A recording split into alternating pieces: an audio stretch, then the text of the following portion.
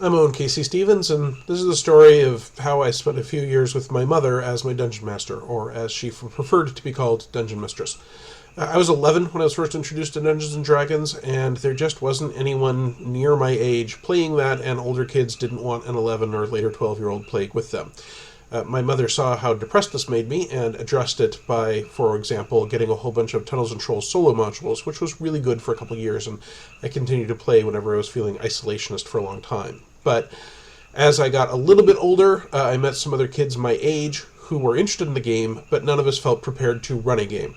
So my mother noticed that we would often sit around with books out, talking about numbers and dice and math and mythology, but not actually playing. So, to cheer us all up and to keep us quiet for a few hours, she ran a game at the local rec center every Sunday. For me and a few of my friends, it was 3 or 4 hours every afternoon. Mostly, this was just her rehashing 1001 Nights and ancient mythology and whatever fantasy novel she happened to be reading at the time. And if we got so far along that she didn't have anything planned, she gave us each a quarter to go out and buy a Coke from the Coke machine out in the rec center.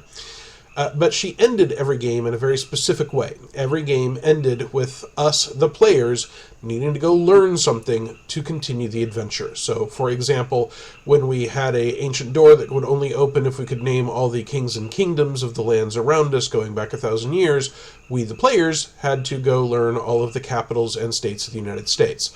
She did things that had to deal with grammar and with science and mathematics and history, the periodic table of the elements, anything she could think of that she thought people our age ought to learn, she would put in front of us as a challenge at the end of one game session, and then we'd do our homework and be ready for it at the beginning of the next session. And I admit, it was a long time before we even realized that we were being given homework, and we were happy about it.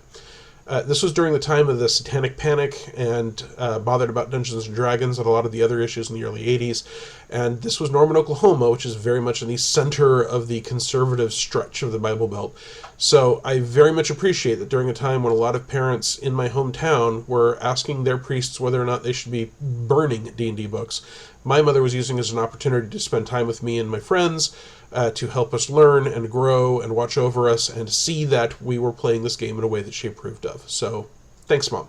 I really appreciate you setting out and taking some time out of your time to help us have good times.